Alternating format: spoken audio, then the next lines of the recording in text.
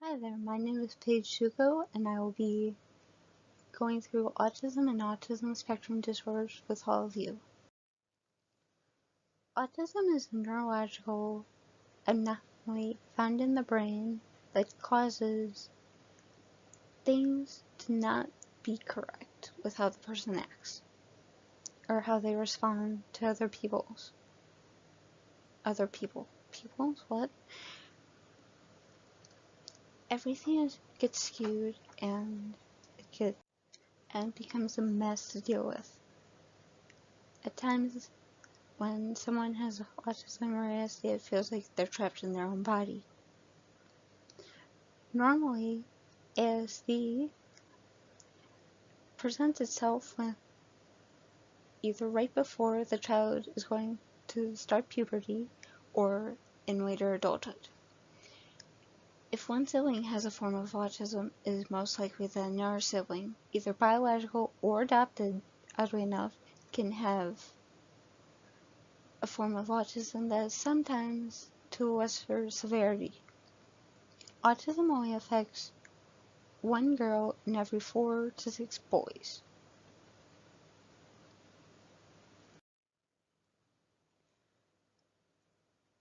Autism is also bundled with ADD, attention deficit disorder, or ADHD, attention deficit hyperactive disorder. And either of these along with ASD can manifest in any form of either epileptic or non-epileptic seizures for unknown reasons. Sadly, this is often met with skepticism, or is often ignored or bullied when seen by physicians who say it's just a call for help or call for attention, as it only exists in the person's brain, making them feel like they're not being listened to at all by the doctors that are supposed to help them. It is not fun to go through this. A common misconception is that a person can grow out of autism or autism spectrum disorder along with ADD or ADHD. This is not true. Many people who have ADD or ADHD have it well into their adulthood. Me being an example of that too.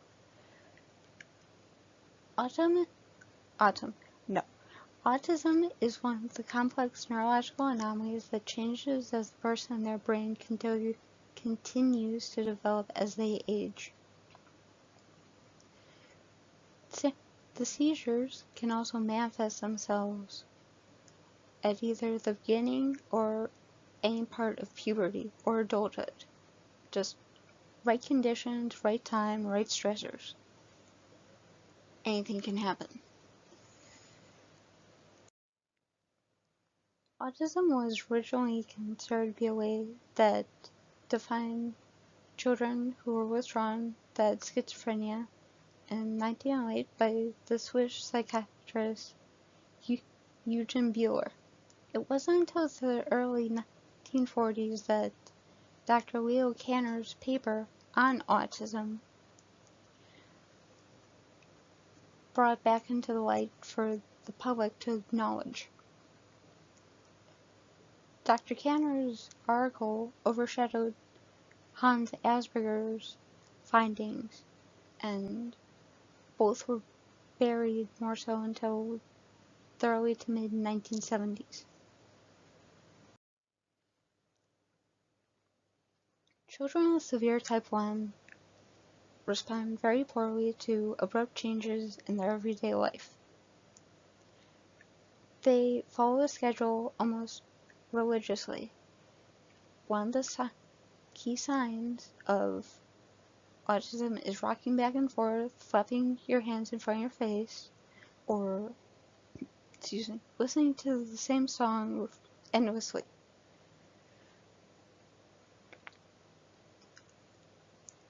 One of the biggest key factors is that people with autism or autism spectrum disorder Their mild to severe take things literally, unless taught otherwise.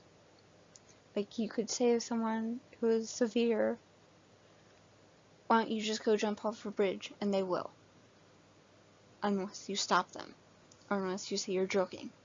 It is actually scary to see it happen first. And not the bridge thing, but people taking things literally. Savant syndrome is another rare tweak to the brain that can actually pop up after brain injury or being sick for unknown reasons. It is so severely low that one time I thought was non-existent. Only 1 in 10 people with autism can have Savant syndrome. It affects males 4 or 6 times more frequently than females, as we've seen so far. I don't really trust what they say because they can be wrong. People with Savant can either have a high or low IQ and can have a photographic memory. To only name one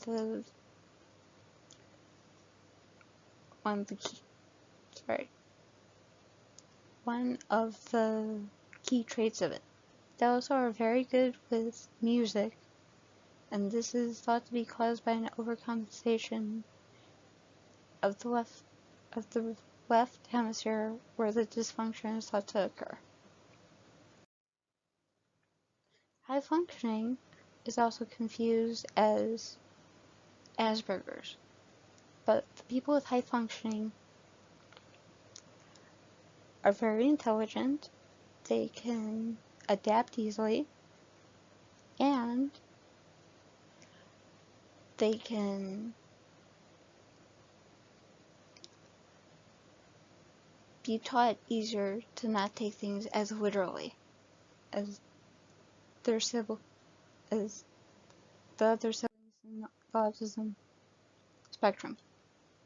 Vocal inflections, especially, can mislead a person who takes things literally and can cause pain. All the sensitivities, if not the person doesn't know how to regulate, it can either cause them to overload or cause them a lot of pain, where they just have to get away from the situation and find somewhere to decompress alone.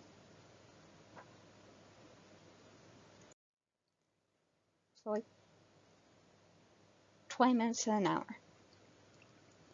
Type 2 is also known as Asperger's, and I've been diagnosed with mild Asperger's since I was 8 years old. It can present itself in early childhood, or it could stay hidden and present itself in late teen years. I personally struggle with social cues, taking things literally. At times I do shut down, I have a lot of stress on me. People with Asperger's can either appear to be apathetic, where they just don't care at all, or empathic, where they care about everything. I fall into the second one.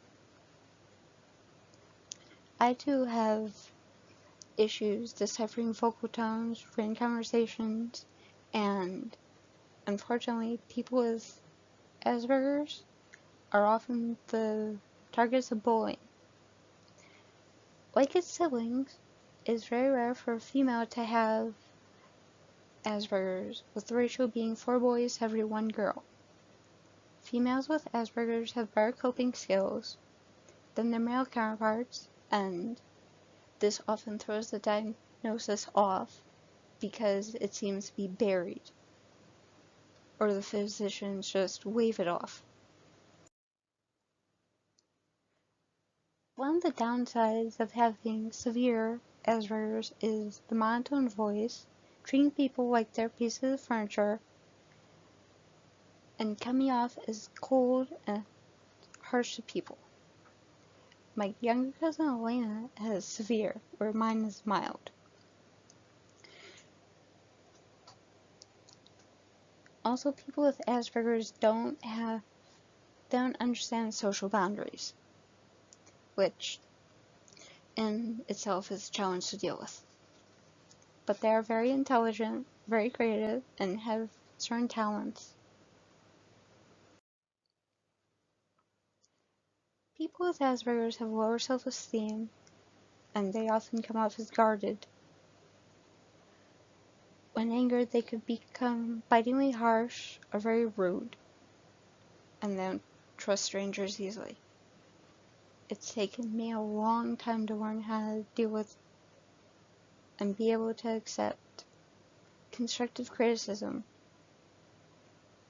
through my teenage years.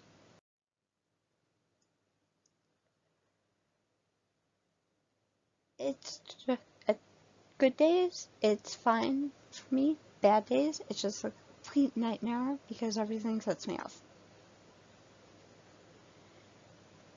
And being bullied does not help any of it. I honestly hate talking about myself and giving a presentation like this, even when I'm not seeing. It's not easy for me.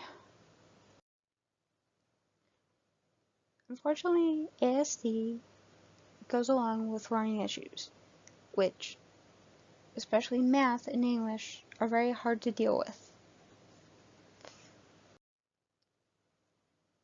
The senses with someone who has ASD are either dulled or fine-tuned.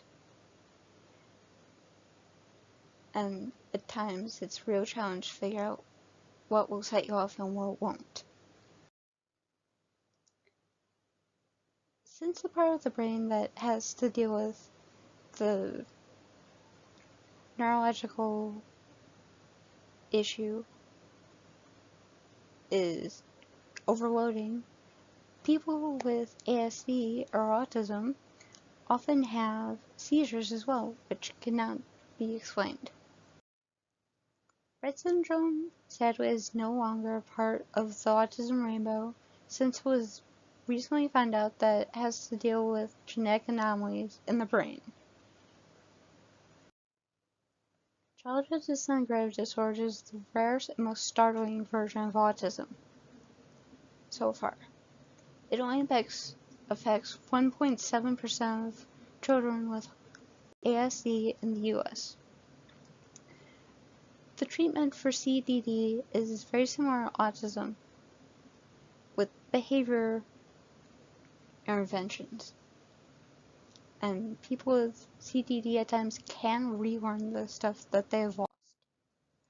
Atypical is also known as other because nobody has a clue how to define it since it has characteristics of each of the autism siblings. Another cause of autism can be high fever from infection, illness, or an injury to the brain like a severe concussion. Autism also deals with the lack of serotonin or surplus of serotonin being created in the brain. It also goes along with being very socially awkward. People with Asperger's that is mild can come off as quirky, can either be empathic or apathetic towards others they know. And in my case, I'm very overprotective and can come off as harsh along with being guarded when I get angry, also by doing critical. Every flavor has its own unique traits, and behavior counseling and a lot of support of people in their life, the person's life who is to struggle with this helps them to acclimate and to adapt to the world with enough effort. Thank you. Here's my works cited. Have a good day.